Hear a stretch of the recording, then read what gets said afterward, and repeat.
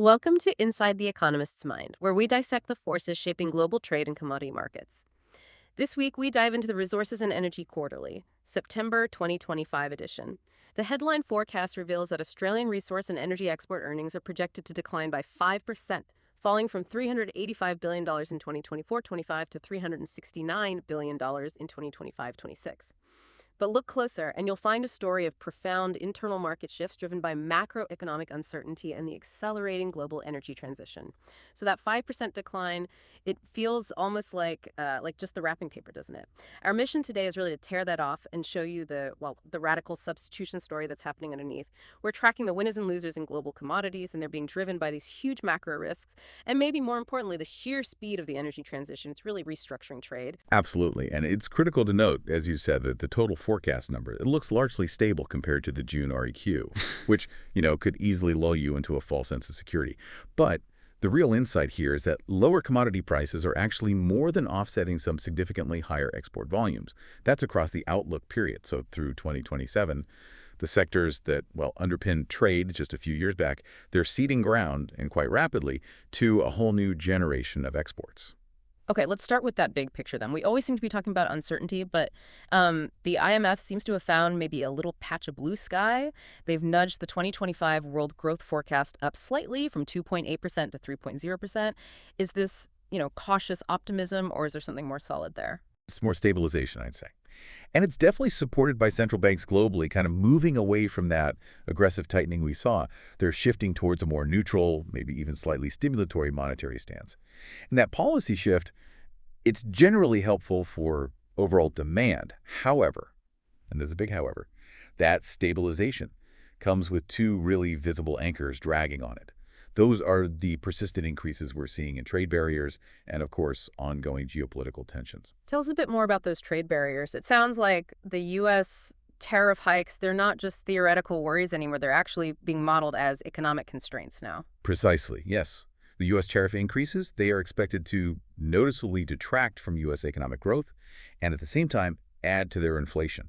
We expect this drag to become, most apparent probably in the second half of 2025 and then extending well into 2026.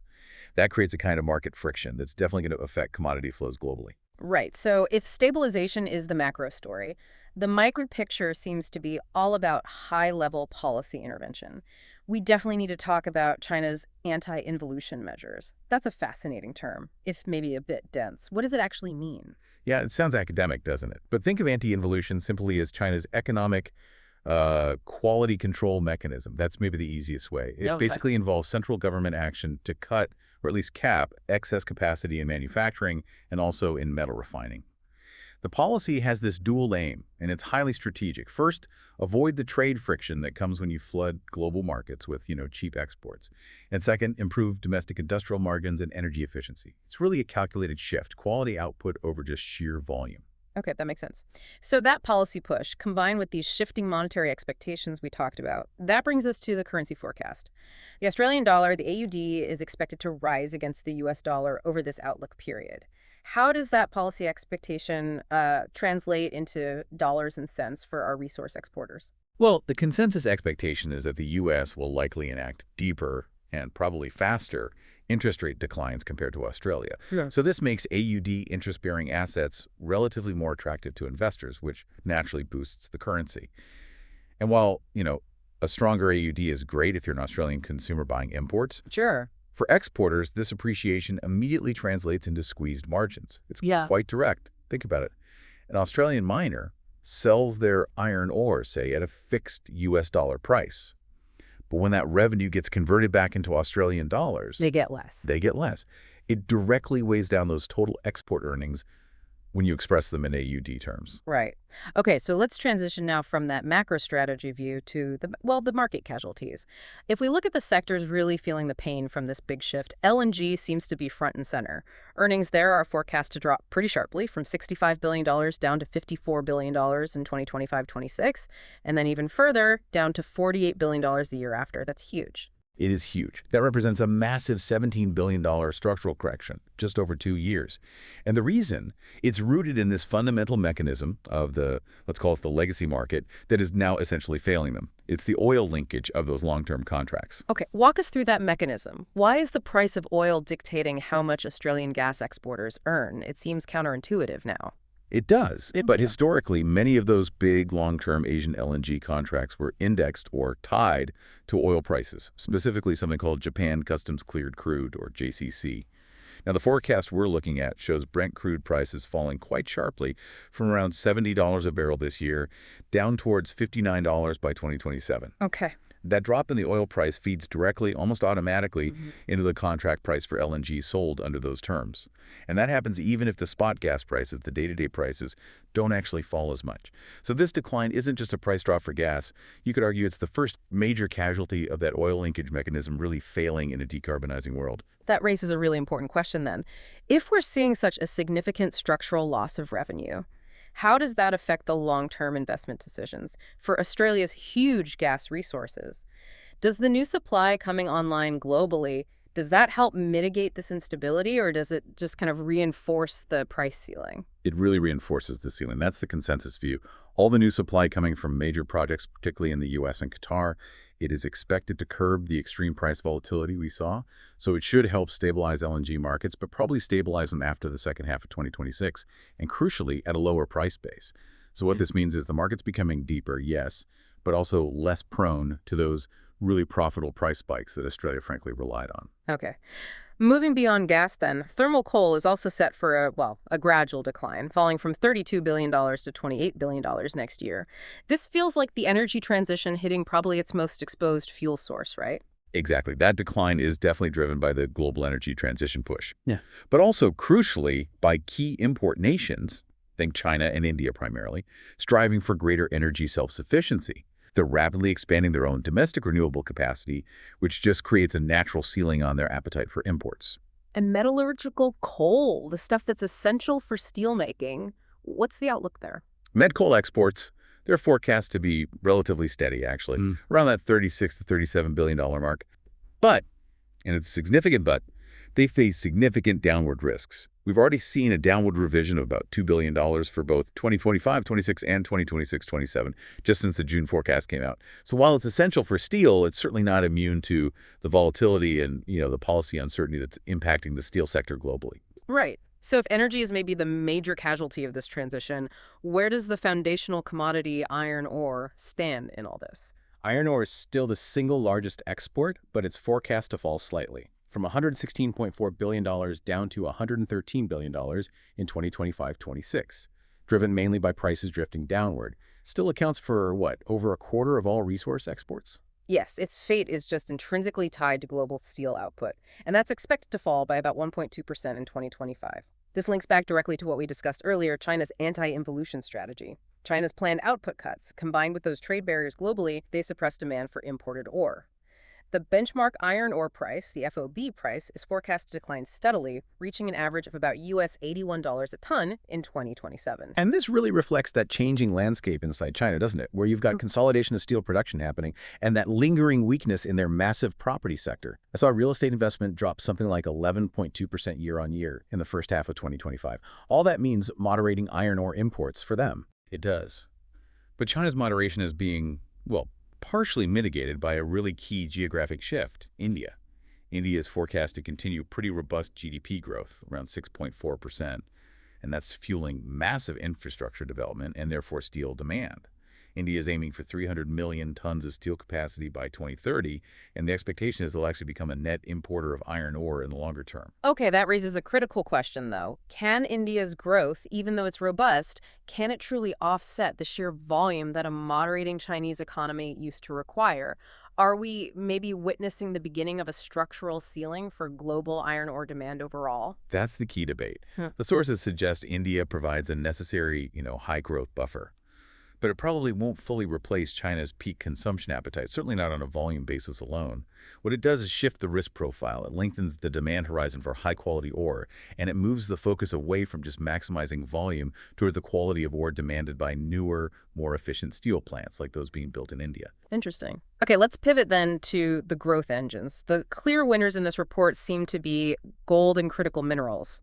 Gold exports are forecast to rise substantially, up $12 billion to hit $60 billion in 2025-26. Why is gold defying gravity right now? Yeah, the gold price has been exceptionally strong. It climbed above US $3,800 an ounce back in September 2025. And this performance, it's almost a textbook reaction to three key drivers happening simultaneously. First, you've got the growing prospects of U.S. interest rate cuts. That lowers the opportunity cost of holding gold, which doesn't yield anything. Second, there are these persistent worries about U.S. fiscal health and potential inflation down the track. And third, just sustained safe haven demand, fueled by ongoing geopolitical tensions in the Middle East, Ukraine. And we can't forget the big institutional players here, the central banks. Absolutely not. Central bank buying remains a really foundational pillar of demand for gold. They are forecast to purchase around 1,000 tons again in 2025. That provides a massive, quite reliable bid under the market, and it really confirms gold's continuing role as a hedge against sovereign risk and uncertainty. Okay. Shifting to the industrial side of transition metals, copper. Clearly set for structural demand growth. Prices forecast to rise to an average of US $10,100 a ton by 2027. This isn't just cyclical ups and downs, is it? This feels structural. Oh, it is absolutely the ultimate structural story right now. We are seeing incredibly strong demand of the energy transition itself. Just as an example, China's massive renewable infrastructure build-out that required 577 kilotons of copper just for the solar capacity they installed in the first 4 months of 2025 alone. Wow.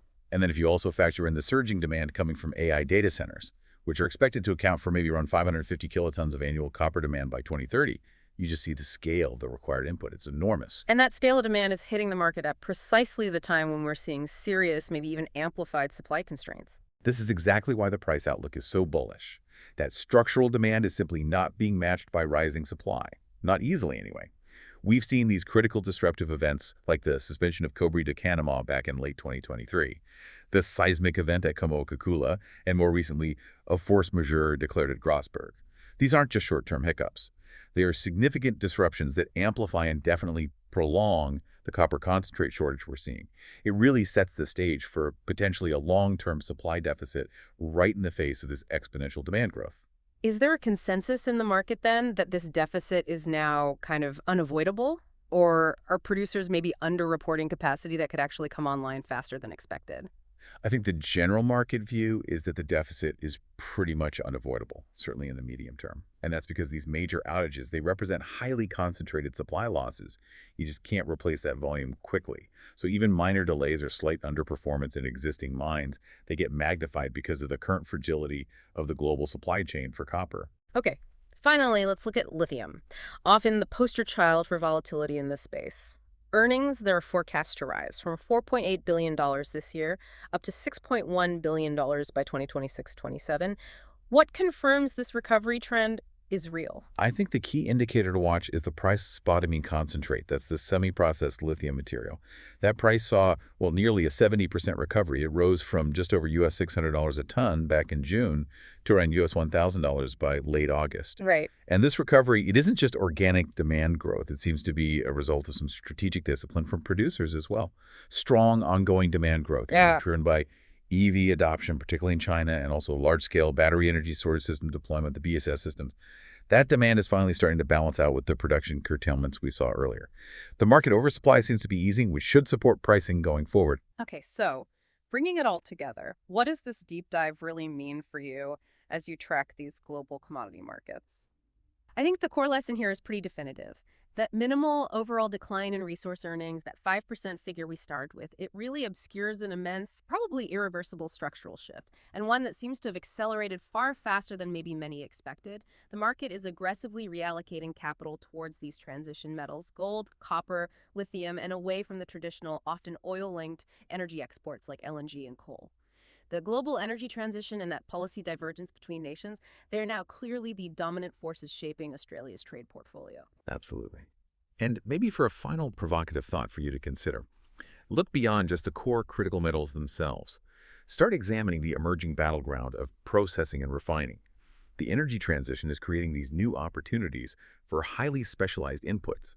Consider, for instance, the industrial potential within the aluminum sector. Australia is likely to benefit from new research agreements, like the one Alcoa has with Japanese partners, focused specifically on extracting gallium from bauxite residue. Now, gallium is a key semiconductor material, and China currently controls something like 98% of the global supply. So this really highlights that the next critical resources battle isn't just about mining the raw deposits anymore.